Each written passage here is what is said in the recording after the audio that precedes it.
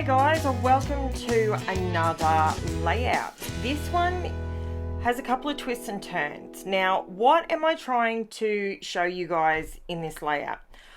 I had an idea in my head of creating a 3D effect with this particular photo. It was something that sort of grabbed my attention the other week, and I thought I'd have a play with it and see how I go with it. Now, is it perfect? No. You guys could probably give it a crack yourself and let me know where I went wrong, where you think it would look. It looks really good in real life. You can see that it has that 3D effect, right? I think the problem was I didn't really, and this is going to sound weird because it is a shadow, but it's like it doesn't have a drop shadow, if that makes sense. I think if I did that, it would have worked better.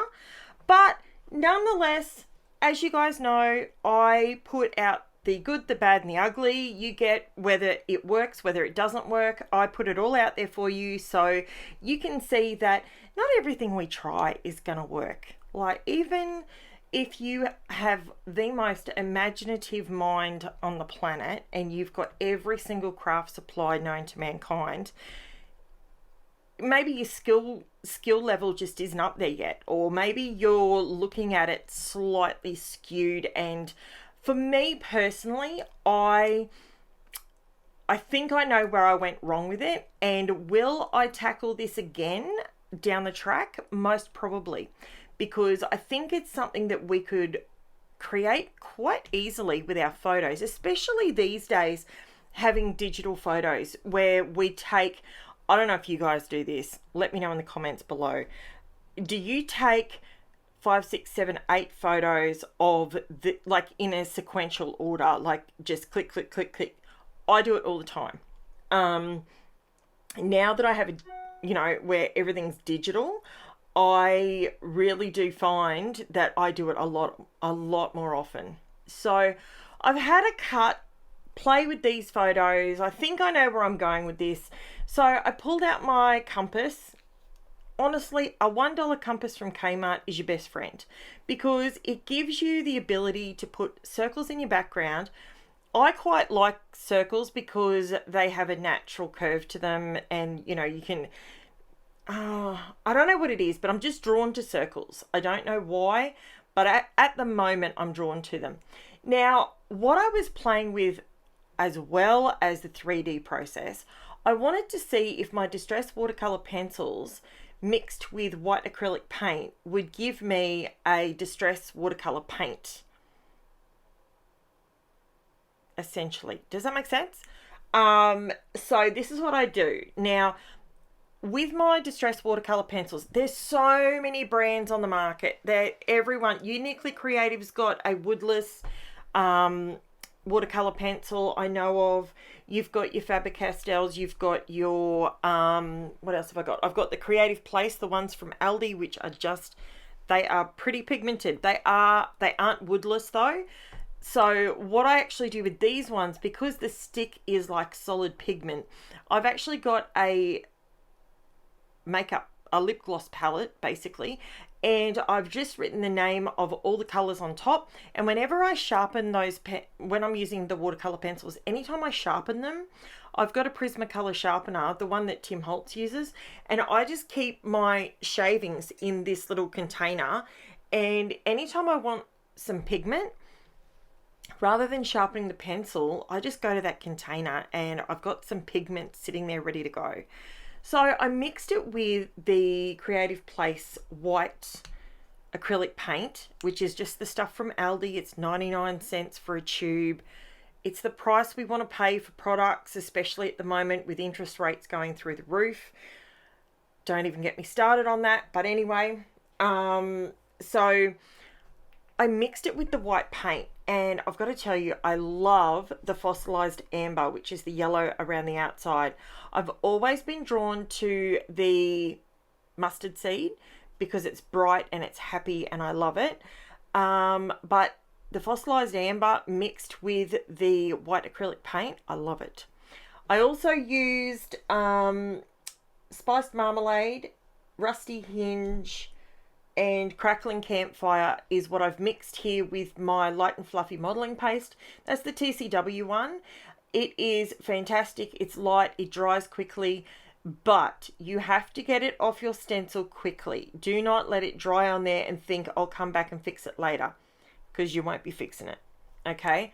If you have used on any of your stencils, especially a delicate stencil like this one, this is the Scrapbook Fantasies Carol's Flowers stencil, and it's very, very delicate, and I absolutely adore this stencil, but it's very delicate, so be careful when it comes to swiping texture paste through it. I had no issue with, I didn't really have an issue with it in general, but for myself personally, I know I do a fair bit of stenciling and stuff, but if you decide to purchase this one, just be really careful when you're doing your stenciling.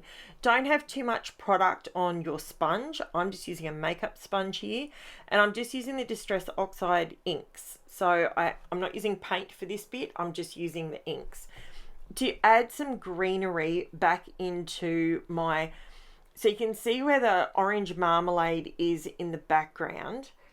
No, sorry, that's Rusty Hinge. Orange marmalade is the main big circle. In the middle is Rusty Hinge. Outside is Fossilized Amber. And Crackling Campfire is the red section. It's not a perfect circle. It's not meant to be. The circles I put down to start with were a guide to roughly guide where I'm going to put my paint.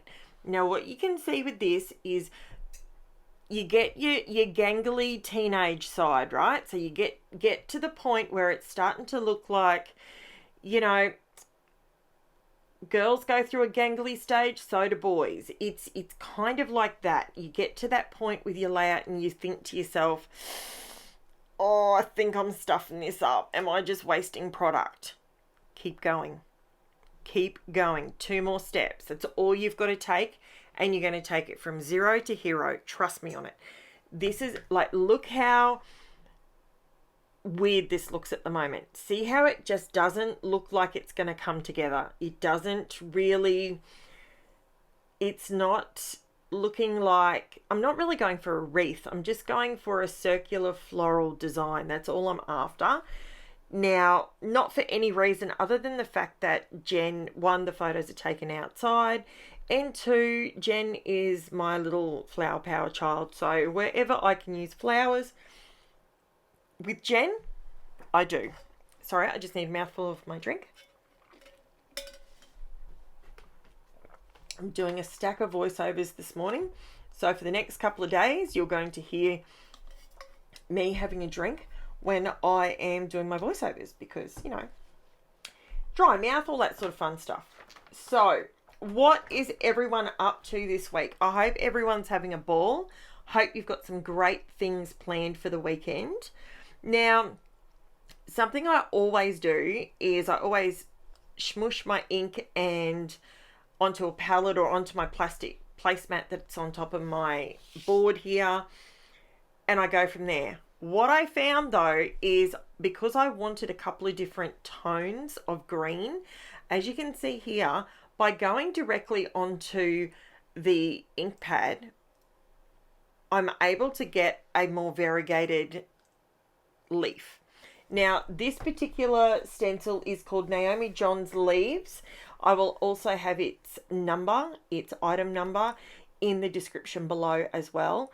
And these, can you see it starting to come together? If you've stuck with me till now, trust me, it comes together. It's one of those things where initially, to be honest, I had actually had probably 3 or 4 days off at this point, and I hadn't been anywhere near my craft room.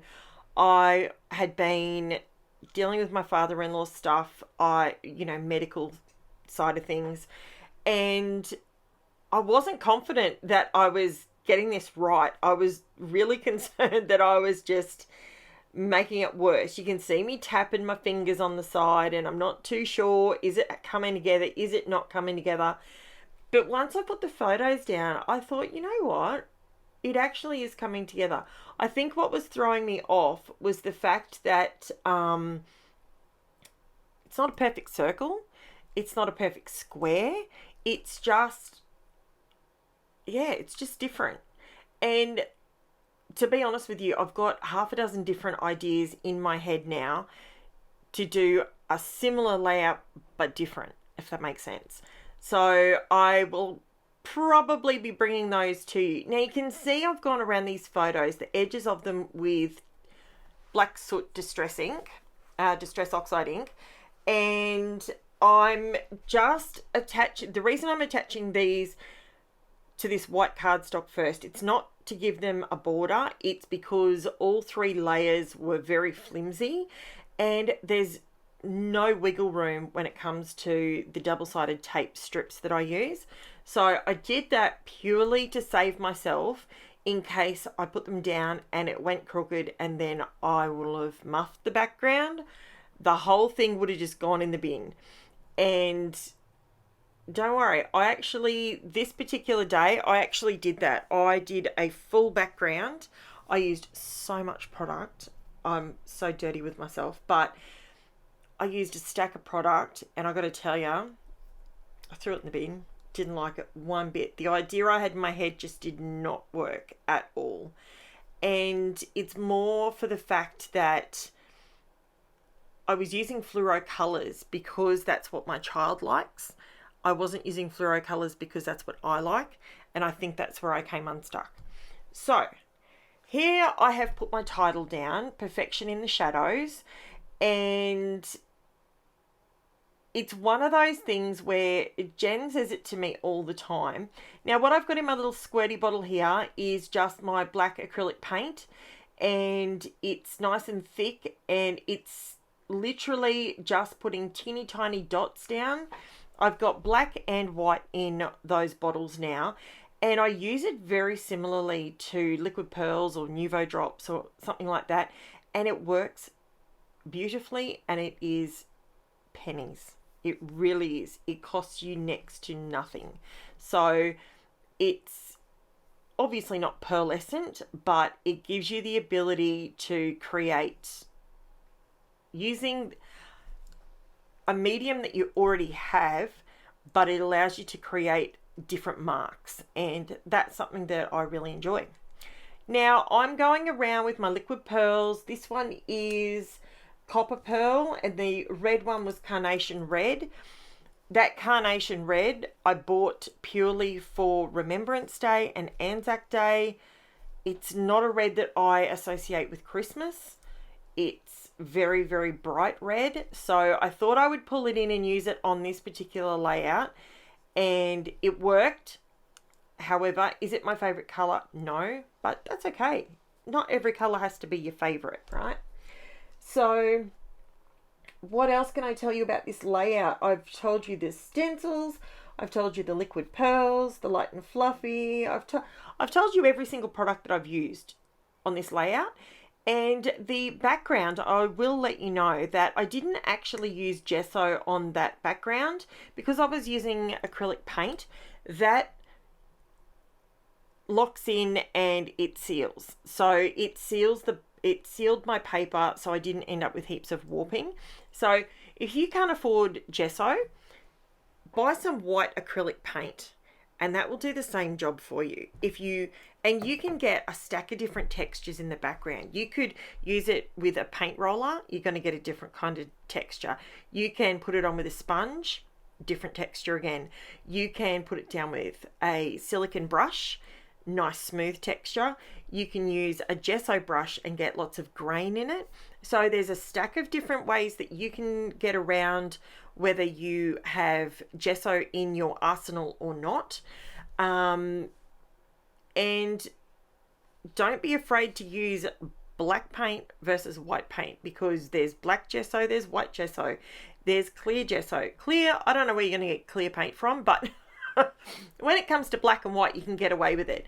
Now, the white paint that I get from Aldi, it's 99 cents. It is 99 cents for how many mils? Let me see if it says 100 mils. So it's not super expensive. It's titanium white. It is nice and opaque. And yeah, I think it's fantastic. I love it. So yeah.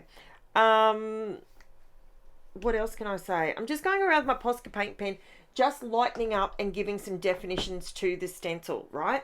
So this is where it all starts coming together. So if you've stuck with me, thank you so much, because this is where you will see that just a little bit of, I'm using a Posca paint pen because I don't want it glossy, and the Posca paint pen will go over the top of texture paste and whatnot. Just be careful so you don't wreck your pens, but I use the fine tip ones a lot, and I find that it's really good. Now I've done that with the red. Can you see how the leaves are sort of popping out from the background a little bit more? I was going to go around them all and sort of really define them, but I figured, you know what, you guys probably, you've seen me go around things like that so much, and you probably, if you've stuck out the video this long, you're probably not really interested in me defining the leaves as much. But I love these two stencils. They're from Scrapbook Fantasies. I will have their link below in the description. And it is, again, I will say thank you so much for providing me these supplies for free. Thank you so, so much, guys. I really do appreciate it. And here's the close-ups for you guys. Let me know what you think. Is this something that you would give a try? As you can see, it's not perfection with the stenciling. I didn't mask things off. I was going for a rough look. Can you see now how it looks a little bit 3D? It's better in the pictures and it's better in real life. So that's about it. So don't forget to hit like, subscribe, all that sort of stuff. I also have my Buy Me a Coffee link in the description below in case you'd like to help support me by supporting the channel via Buy Me a Coffee. And I will be back tomorrow with another layout for you. Don't forget to jump over to Facebook or Instagram for the photos. Thanks for watching, guys. I'll chat to you soon. Bye for now.